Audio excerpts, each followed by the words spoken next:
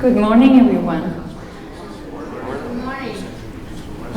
So I'm very glad that all of you are up this early, the last day of the conference. I'm happy to see you here. So if I do this, do you see anything move on the screen? No? Okay.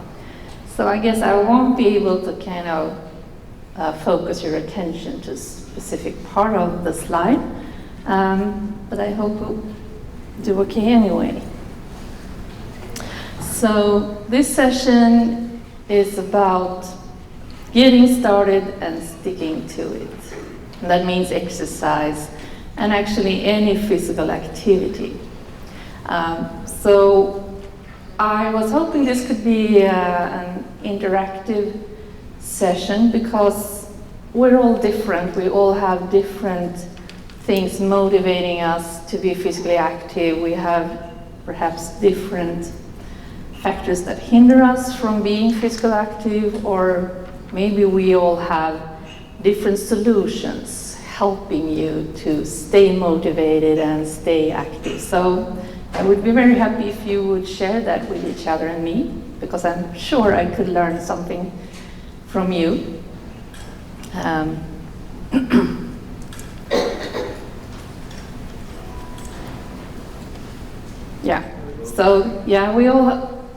We all have some kind of plan for what we're supposed to do.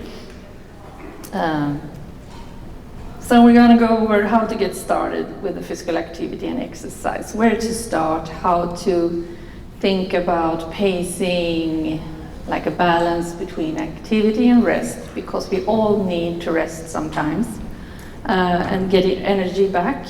How to progress, what different activities you can engage in.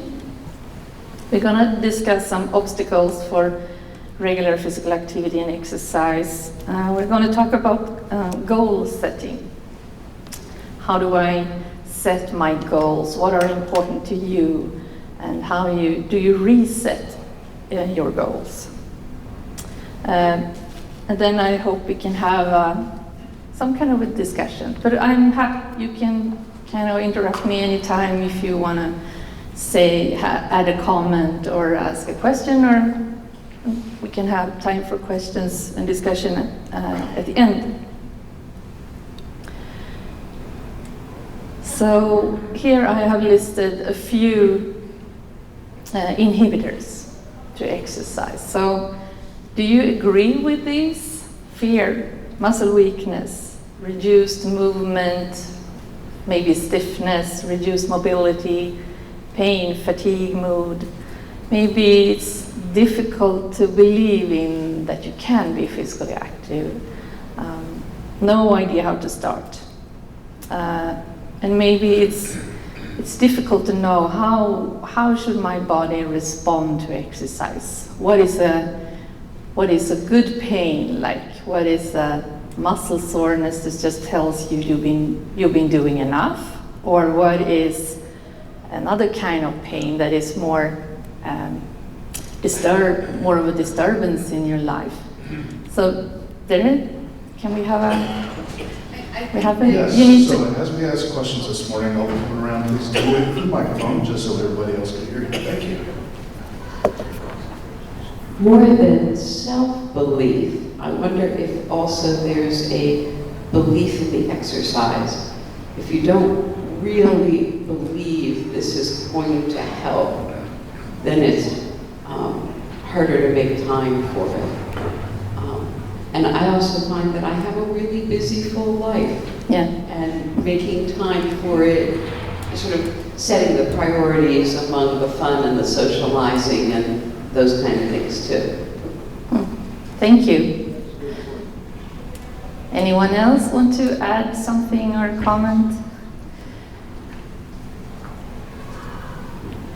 So what I want you to do is to look at this exercise and physical activity as a medicine.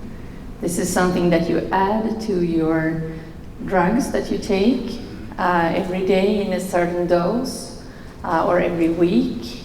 So it's the same thing with exercise. So you have to be physically active about 2 to 3 days a week on a certain intensity to be able to improve your physical fitness, your strength, and your aerobic capacity. But there's also something called a health-enhancing physical activity. I think we can come back to that, how physically active you need to be to avoid getting a cardiovascular disease or diabetes or osteoporosis. Thank you.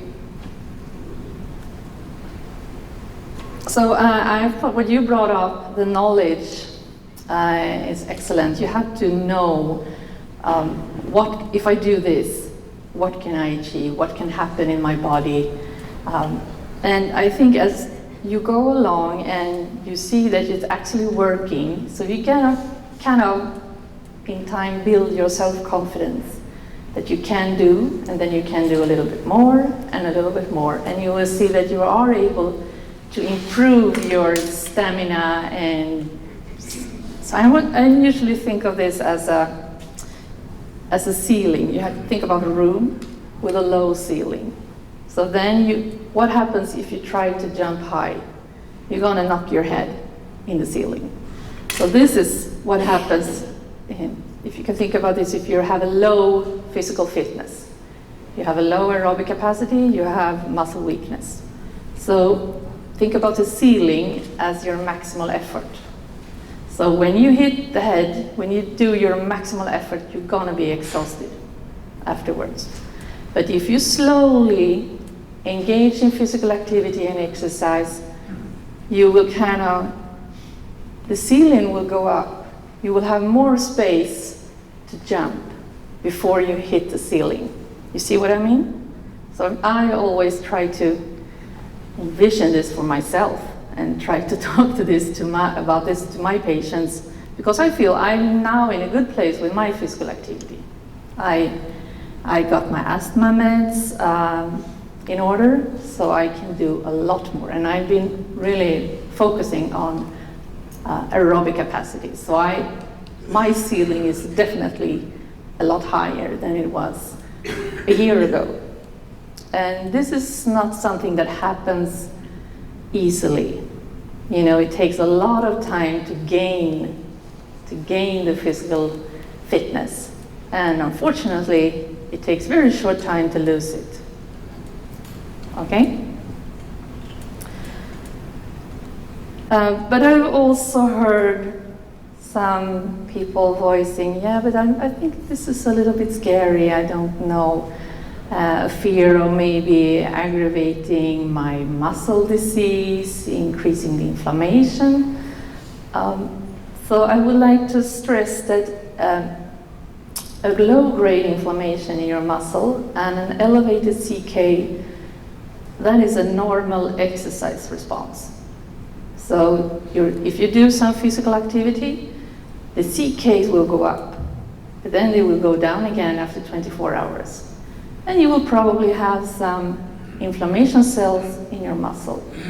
But they're there, but the cells are there for only one reason, and that is to help your muscle to regenerate. They will go away. That's a normal exercise response. Yeah? Would you recommend, because the slight elevation of CKs over 1 day or so, to drink more fluids when you're hydrating, when you're exercising, during and afterwards? So I'm not sure I heard your question correctly. I'm sorry. The question is on the importance of hydration during exercise and in recovery. To lower the level of the CK pushing through the kidneys. I'm not sure how that is kind of really connected to your CK levels, because the CK levels they come from the muscle to signal that there is a damage going on, but that damage is really important to regenerate your muscle. So it's not a harmful process, but staying hydrated is really important as well, because you will get warm. Hopefully you will get a little bit sweaty, so then you will lose fluid. So it's very important to be hydrated before, and if you feel thirsty, when I get shortness of breath when I do cardiovascular training, I get dry in my throat, and I really, I have the need to drink. So I have a bottle of water with me. And then afterwards, it's very important to drink as well. And maybe, if there are some protein drinks, or have a fruit smoothie before or after to kind of get your energy and vitamin, add some good vitamins to your body.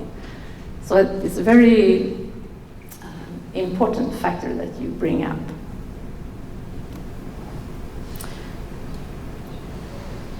So my patients at home, they talk a lot about pain. So is that a factor that influences your ability to be physically active? So it's one thing, if you stay physically active on a regular level, when you start, you will probably have a little bit more pain because your muscles are doing stuff that they're not used to doing. That can lead to kind of an increased muscle soreness. Maybe your joints will feel a little bit stiff. But usually, if you stick to it, and if you modulate what your activity to this feeling of pain or stiffness, then this will go away. So just stick to it. Don't be afraid. If you did too much, you will probably have some significant pain, and it will probably stay there for a few days. It's not harmful. You will be tired, you will be need a lot of rest. But what you can learn is, okay, that was too much. I need to go about this in a different way. I need to do something else. I need to work on a shorter session, because there are a lot of things that you can modulate in terms of exercise. For once, it's the duration of the session. Then it's the intensity, on what heart rate you're working, or what loads you're lifting. But then it's also the frequency. How many days a week are you doing it? So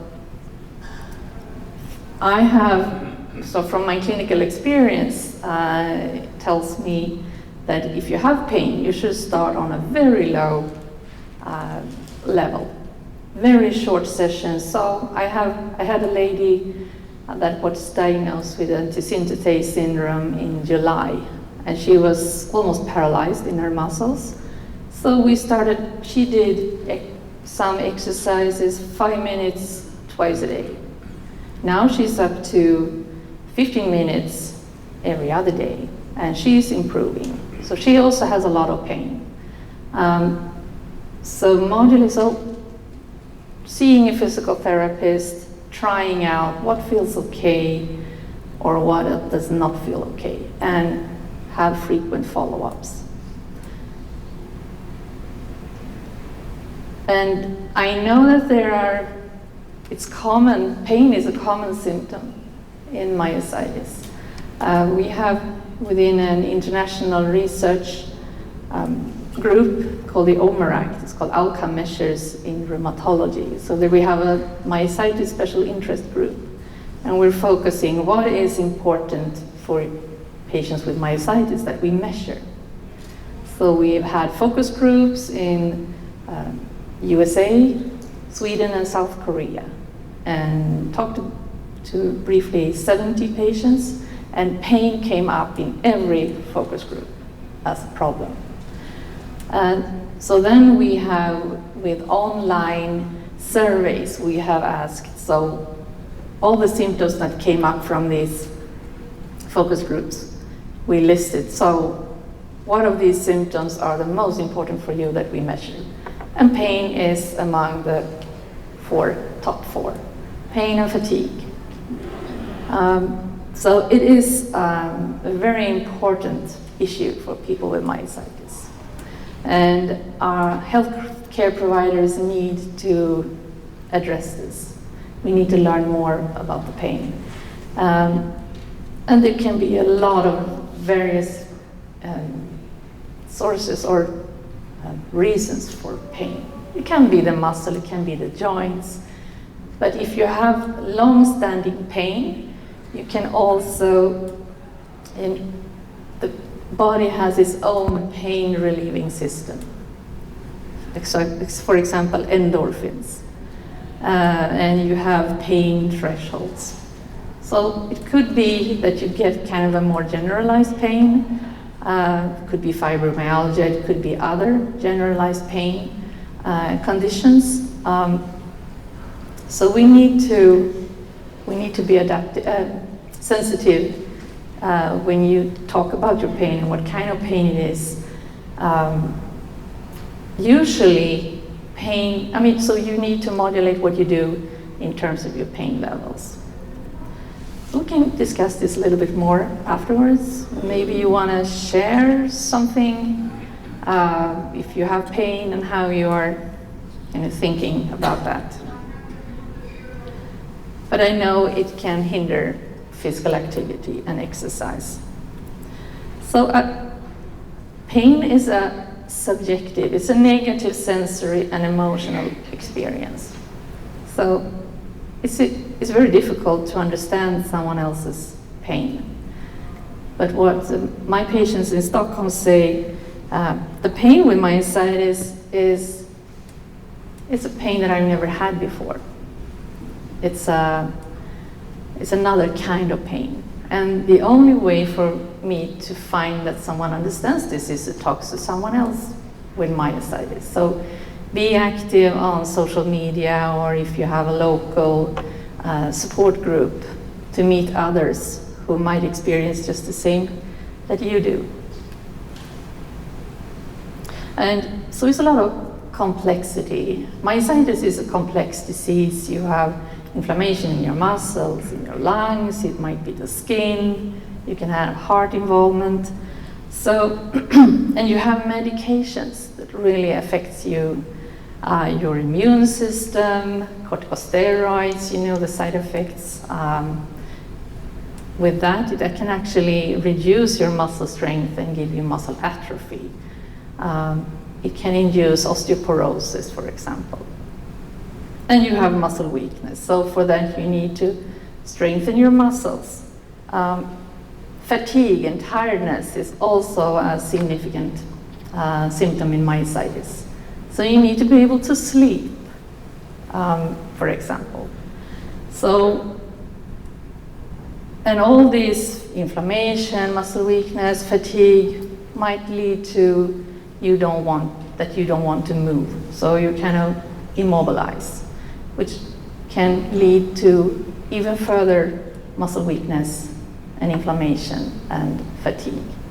So physical activity is one thing that you can do to control your symptoms. And then maybe you can feel isolation because you all have this fatigue and pain and muscle weakness.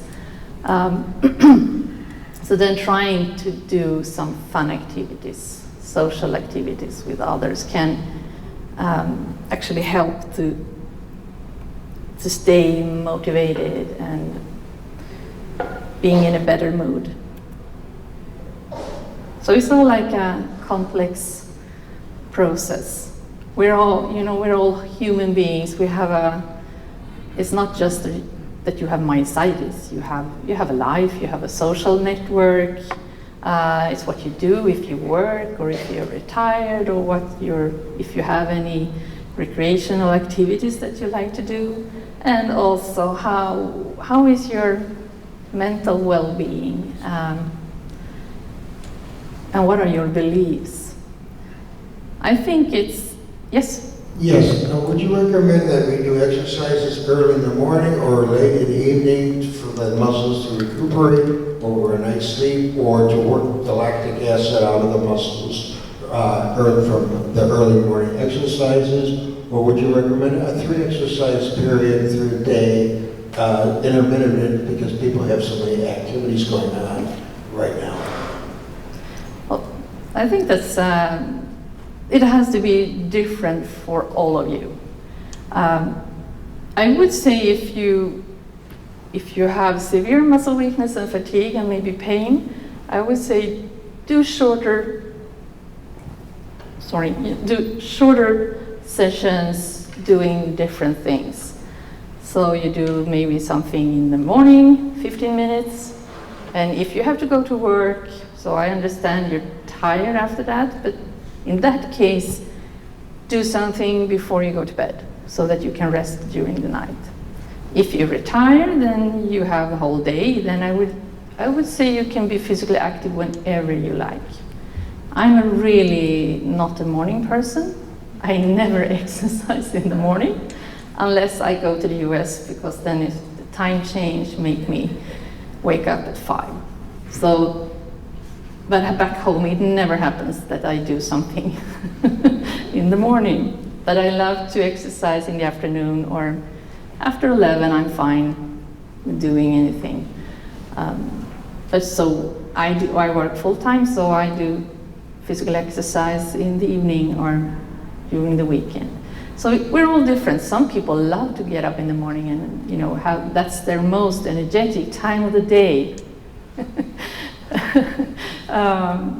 So you just got to go with your biological clock, or what we could call it, because it's different and it's very difficult to change, to go from being a night owl to become an early bird.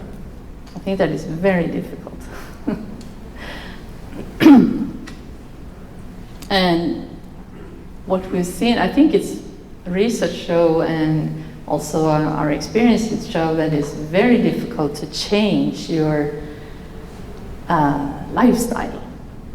You know, if you have been a smoker for all your life, it's very difficult to change that lifestyle and stop to smoke. If you have never exercised before, then it's tough. It's difficult. It's not impossible, but it's difficult to change that lifestyle to become someone who is physically active on a regular basis. And it could be food, it could be anything that goes with lifestyle. So one study in rheumatoid arthritis showed that if you were physically active before you had your rheumatic disease, then you will most certainly be physically active with your disease, living with your disease.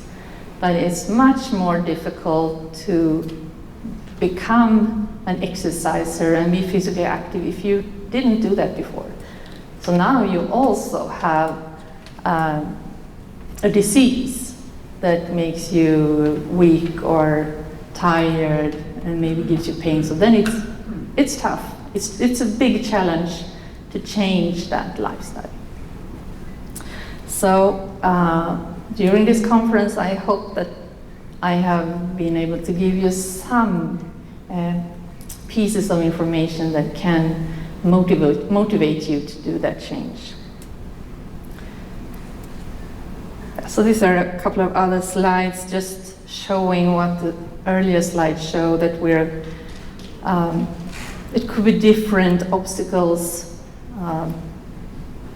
for not being physically active, and that it has to do with the body, it has to do with your mind, your beliefs, but also it has to do with your support network and your environment.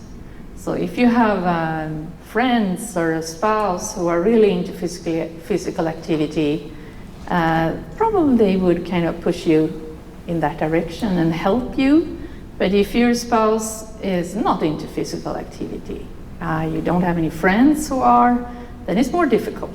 And it also has to do you have a nice recreational area close by where you live? Do you have the access to physical therapy? Do you have the access to different training facilities? If you don't have that, it's a little bit more tough than, so it's kind of your environment and your social network is also very important.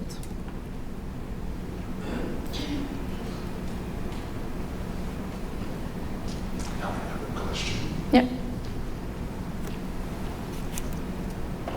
One of the obstacles that I'm not sure is totally captured there is a lot of this stuff is deadly boring. You know, to sit home and do these repetitive movements, the motivation for that is really difficult. I have enjoyed sometimes committing to a class. Now, I have IBM, so I'm not struggling with pain, and I have some mobility, so I could go to a little senior center exercise class, and I'm much more committed to the thing I paid for, even not very much paid for at the senior center, and where there are other people, even though that doesn't necessarily replicate exactly the exercises that I need. I also think that this business of how much time is really, really hard to manage. If the expectation is too low, well, you know, fit in 5 or 10 minutes in the morning before you get out of bed. There's not enough activity to make good progress, and it's sort of, okay, well, you know, it's 5 minutes, I didn't get 5 minutes in, whatever. But if I actually add up what I'm supposed to do, it's beyond daunting in the amount. My speech therapist wants me to do something that takes 10 minutes 3 times a day. My occupational therapist wants me to do hand exercises that are 45 minutes twice a day. The physical therapist would like some number of minutes. There's also the need to do aerobic exercise, which is typically sort of 20 or 30 minutes a day. And some kinds of things you may still want to add for balance. And so if I add all those up, then I just throw up my hands. And so both things are a problem, and sort of threading that both as a provider or as a patient or an encouraging family member, I think is really difficult. Yeah, thank you for making that comment. I totally get it. I think that's some of the things that we all struggle with, the time. How do I get this? And I know we all give, I think from my perspective, the PT perspective, I want you to do some stuff, and then other healthcare providers also want you to. But I think it's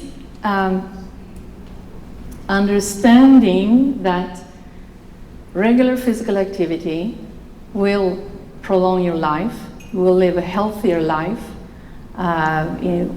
probably with absence of disease.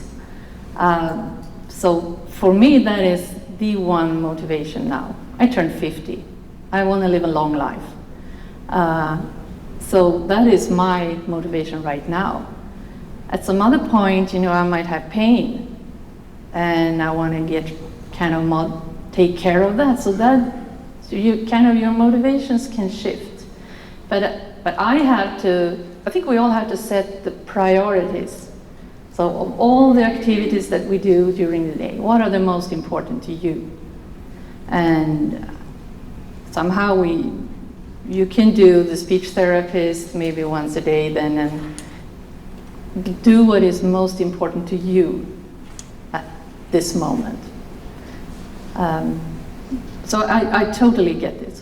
And then I would say, if you feel that something is boring, then think, so what would be more fun? How could I make this more fun? Could I do it together with someone, like you say, go to a class? Can I go walking with a friend? But for this home exercise, for some people, they really love it. So we're all different. I have a patient who got started with this in 1995, this home exercise program, and she wanted to stay on it 5 days a week, every week, year round for 20 years. And I said, do you want to, we should do something else. We should, no. I'm fine. I love this. This works in my life. And we kind of just added exercises to it. We added weights. But then after 20 years, she says, now I'm done. Now I want to do something else. So, and I was, yeah, let's. So now she's in the gym, exercising. She does aquatic training. So we're all different. So you all get to think, so what would I really like to do? I totally forgot my question. I'm sorry. One other thing that my occupational therapist did when I whined about the hand putty for 45 minutes a day was that she found me an occupational therapist who was also a professional piano teacher who started assigning me piano work. So for anybody who enjoys piano or guitar, those kind of things can make a difference. And I also am a ballroom dancer. And so I find that gives me core and balance and things changing direction. So those are a little more interesting. Yeah. And sometimes the therapist can be very creative and helpful. I agree. And yeah, so let's do what you feel is fun and gives you energy. Those programs that are up on the website, they're just programs that have been investigated in research so that we know that you're safe. It's a good way to start for the first 12 weeks. Then I think definitely you should go kind of leave that behind a little bit and do other things. Yes? I'll just make a couple of comments if it's of any help, but I got one of those Swin exercise bikes, your arms and your feet work, and I'll watch the TV news at night, so I kind of pass a half an hour. And the other thing I noticed is if I'm doing exercises or something, it seems like I get some blood in these lousy muscles I got, and I feel better. If I go, 3 days or something, I start to really feel the lead going upstairs. And the other thing has been, I've gone to the pool a few times, and I don't like a drive to a pool and all the time it involves and so forth, but walking in there against the water, it's easy, but it allows me to do kind of full range of motion where I'm doing things that when I'm walking around anymore, I don't do. And I think I can work on my balance, walk forwards, backwards, sideways. And the other thing is full squats. I'm the same as everybody here getting out of a chair, but I can hang on to something and do full squats in the pool. And doing that range of motion, I kind of find is helpful. So, you kind of get out of it what you put into it. Now you're up in one more category. I am blessed to be found in Florida where it's warm, and I'm in a condo complex. I have not done the pool exercises, but there's these women who do not have air conditionings that go out Monday, Wednesday, Friday. They get music running, and they do these. They look like styrofoam dumbbells in the water, and they have a game that they do for about 30 to an hour of exercise, and they gab and do everything they do as women. I'm stereotyped, I'm sorry. But the point is they during the activities and they're playing a game says, I want to have the arms of Michelle Obama, and I want to have the buttocks of another movie star, and I have one of the legs. But they get together and they have a good time, and they're having fun in a pool, and they drag me down, and I just can't get my butt out of bed that early. But that is one activity. I'm just wondering, do you have actual activities here on the slide presentation? Because I was introduced at the last session last night of how to build up muscles in your throat for the fear for IBMs of swallowing and gagging. And they gave us 3 exercises from Dr. Chung, if I'm pronouncing that, the Korean name properly. But the thing is, I was hoping to get more understanding of certain muscles that you would recommend for us IBM patients for getting out of chairs, for grasping things. And I love the piano experience. I can probably go down to a kid's toy at Walmart and get one of those musical things and start practicing. And what I do with my hand exercises, I'm watching TV, and I'm a veteran, and they have these things that you squeeze with various colors of rubber bands. And I'm working with both hands at the same time, just watching it. I'm forgetting that I'm actually exercising, to be honest. I'm watching the news, I'm watching a program. And then the putty things I switch off and I'm squeezing. Now, I've never thought about the neat things about this young lady who's just talking about the fingers on the keyboard. But I think those are great ideas, and I'd like to see if anybody else has any ideas or techniques that they're using. I think that's outstanding, and I thank you for that introduction of that thought. Anyone would like to add or say something? Yeah, I want to make people aware of the value of the PBS channels. They always have things on everybody has the PBS channels, public broadcasting services, and amazing videos on there, depending on, and they seem to run for a certain amount of time. In Denver, we have 2 PBS channels, Channel 6 and Channel 12. And I've ordered a lot of those videos. And there's one currently that I just ordered that I'm really excited about. It's by I don't know if it's a chiropractor or a physical therapist or what, but it's an hour video that you can watch. And then if you want to spend the money to order all the tapes and series, but it's all about pain relief and how the basic concept is you got to exercise if you have pain, for example, in your arms. And so the 3 exercises I'm going to show you is just what I'm doing already. You have to exercise the contour muscles. So can you help us? Yeah. And so I've been doing this. He talks about the 3 muscles. So he has exercises. If you want to spend the money on the tapes and check out, I'm excited to get them when I get home. So there are 3 things like the hips, is that most people like. See, my posture has been like this my whole life.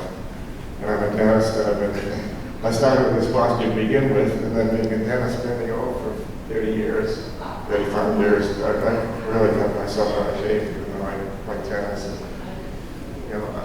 By the way, I'm a supporter. No, I don't have the disease. I'm just here as a supporter for one of the women here. My wife and I came to come to support her every year. Shirley Lewis, I don't know if you know her. But this program, basically, if you have pain in your hands, the exercises you got to stretch the muscle the opposite way, so you straighten the contralateral muscles. Because your hands are, your thumbs are going this way, so you stretch it back the other way. And the hips, he said everybody's hips are out of line. So, one of the exercises I'm doing is just when I sit up in bed, usually I'm like this. So I'm just, you do that exercise, and after a certain amount of time, I'm feeling it already. I just started about 4 or 5 days ago. I'm feeling more strength in my muscles because. And so anyway, he has this whole program about, and different videos for whatever pain in your body you have. He's going to teach you, there's a video to how to do the proper exercises to exercise the muscles that are not being used. And so, What's the name of the video? I don't know what the name of it is. I don't have it with me. But if you look at the PBS channel, it's probably running. It's something about pain management, it's currently on PBS. I just ordered this about before I got here. And so the 3 exercises will be the chest, and everybody's hips are out like this, and so you're going to get the hips back, so it'll be exercise. And you just keep doing that whenever you think about it, and then your muscle gets stronger. And as I say, the hand thing, stretch the hand. muscles are overused in one direction all the time. Your grip goes like this, so you got to strengthen the muscle that'll be able to. So if you find out that exercise, maybe you can, it's just called pain management. If you look through PBS channels that are going on all the time, and I've got all kinds of videos on my order. It's unbelievable. They're specialists in everything, you know, about health. I've got a whole library about all this stuff. Okay. Shakira says the hips don't lie. Thank you. So, I said no? I was just going to say, my challenge is I grew up as an athlete, and I played, as a kid, I played sports in every season. As an adult, I was competitive, and even, well into my 40s, the motivation to exercise was to perform well in the sport that I played. Then when I was 49, I had heart surgery, and, that really changed the progression. I told the cardiologist I wanted to get back in the gym, and I wanted to continue to do things that I had always done, and it turned out that, his response was, well, I'm going to have to up your heart medicine so the heart rates, he was basically saying I can only work to a certain level of cardio, without risking, some negative effect. And then I'm sure, looking back now that I was diagnosed last year with IBM, that I also had that idea way back then. And, I had this, lack of competitive outlet. The basketball was taken away. I was a fast pitch softball pitcher, and these activities were gone. But at the same time, the muscles were starting to atrophy. And the challenge for me has been, I'm coming away from this conference mentally reinvigorated about the reality that I've got to get past a certain hump to get the body feeling better. I've had both shoulders operated on, and my wife's an occupational therapist, and she sees the atrophy in my muscles. But I haven't been wanting to exercise because, I've got rotator cuff issues, I've got bone spurs, I've got, other issues. And I guess I'm coming away from your talk with the realization that you've got to work through a certain level of pain and hopefully get to a comfort level that takes some of that pain away because the muscles are better tuned. It's just the frustration for me is, what you would think that just physical well-being would be enough to motivate you, but I was a competitive athlete my whole life, and I don't have that competitive outlet. I don't need to be in good shape to play backgammon. So you think it's difficult to motivate yourself now since you don't have that competitive yes, element of it? Yeah, it really has been. It's, and I can still go out and golf, but I golf with, half the swing that I used to have because I don't have the range of motion, and I see the ball and it's taken off, everything was beautiful, but it comes down half the distance that it used to go. It's dealing with, happens to everybody. it's dealing with the natural decline in aging. I don't think that's IBM. Yeah.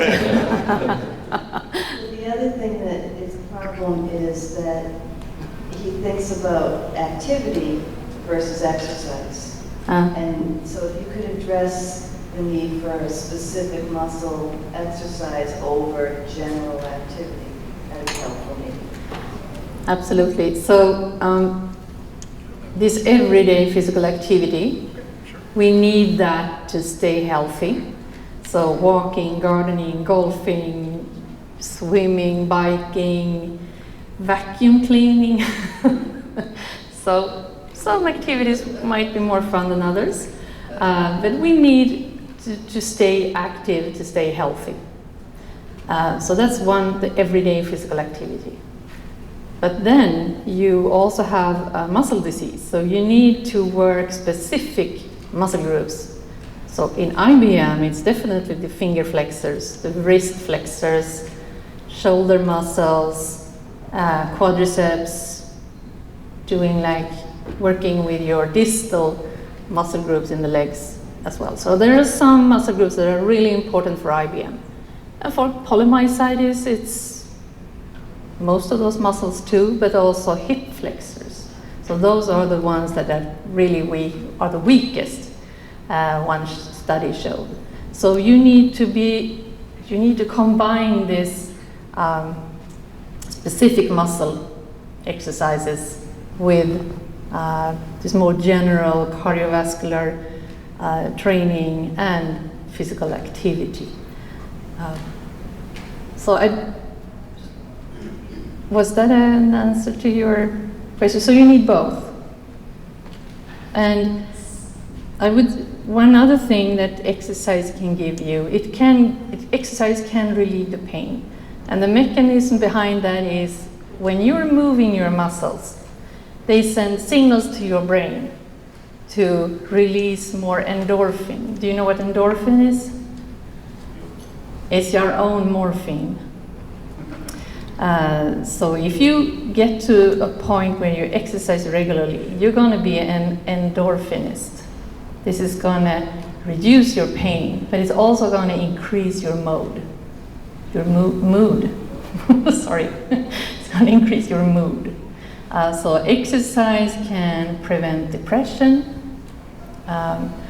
So there's a lot of good effects so that's why physical activity can actually reduce pain. Physical activity also increases the circulation in your muscle. It can repair a lot of metabolic changes that the disease has given you in your muscle. It will improve the function of the muscle fibers, of the mitochondria, the motors of the fibers. It will give you more capillaries in the muscle. It will stimulate muscle growth. If you don't exercise, none of these things will happen, and you will lose what you have. And in IBM, a good effect of training and treatment, I think, is this sustain. Maybe increase a little bit, but sustain your function for a longer time. Just another comment about endorphins. Like morphine, endorphins are addictive. So the more you exercise, the easier. Oh, yeah. Sorry. Yeah. The comment I had is that like morphine, endorphins are addictive. So it really becomes easier to exercise once a week. Definitely, you're going to end up needing the physical activity to stay like in a good mood. So that's the goal. That's the goal for me, to get to that place when I feel that this is what I need. I want to do this because it makes me feel so good. I think we have to, you all have the slides that you can look at. We have to move on in the interest of time. So we have touched upon this a little bit. What different things can you do in terms of exercise? And there's no limit. As long as you feel that this makes you feel good, you improve or sustain what you have in terms of strength and aerobic capacity, and then just keep on doing it. Do whatever you want, but try to remember that you need to be active.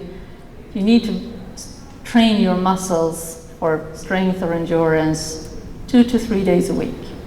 And you need to get your heart rate up a little bit, at least 3 days a week for 30 minutes. So that is kind of the dose. Then you can do whatever you want, whatever makes you feel good. And we talk to patients with systemic sclerosis, which is another rare autoimmune disease. And they said, being able to exercise, do physical activity, that makes me feel more healthy. It makes me feel not sick. everybody. We have about 8 minutes left. We're doing great. Go ahead and start filling out your assessment evaluation forms. If you don't have any, I have plenty of extras. Raise your hand and I'll bring more. Can you just speak a moment or two about, you mentioned that if you stop exercising, you start going down really fast. I heard that if you exercise and you exercise and you exercise and then you wait, you don't exercise for like 5 days, you start losing all the gain that you've had. Is that, or can you speak to that? Yeah, you lose it really fast. So if I exercise regularly, I do what I need to do, and then I get the flu. And I stay in bed for 5 days. I have lost 10% of my muscle mass. But then you gotta get up again, and you have to rebuild it. So it's kind of an ongoing struggle. What I want to stress now in the end is when you start training or exercising, it's important that you go in on the low level. Do something start with something that you're sure that you can do without being totally wiped out or have more pain. So then you stay on that activity, and then when you feel this is going well, so then you increase a little bit. You might increase the time that you're active, you can increase the intensity of your activity, or you can increase the frequency. So here you see you build up until you kind of reach the goal intensity where you're able to improve your strength and aerobic capacity. And when you reach that goal, you need to set a new goal to continue, because you need to progress, you need to challenge your muscles and your abilities all the time. Because if you stay active on the same level, year in and year out, you're not going to gain that much from it. You need to challenge yourself, challenge your muscles sometimes, and increase to continue to improve. So the last thing I want to say is how to set a goal. There is something called the SMART goal. The goal has to be specific. So think about what is it that you want to be able to do better. It can be an activity, or it can be I want to feel less depressed, or I want to have less pain. And it's got to be measurable. So, okay, what is my first goal is that I want to be able to go from home to my daughter's house and then back again. So that is a measurable goal. You want to be able to do this in a certain time. And there are different apps like the Run Keeper. Do you know about that?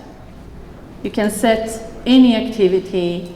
It can be walking, it can be biking, it can be swimming or whatever. So there you can set your goal. I wanted to be able to do this in a certain time. And then this app will tell you when you reached your goal. And the goal needs to be attainable. So don't set a too high goal right away.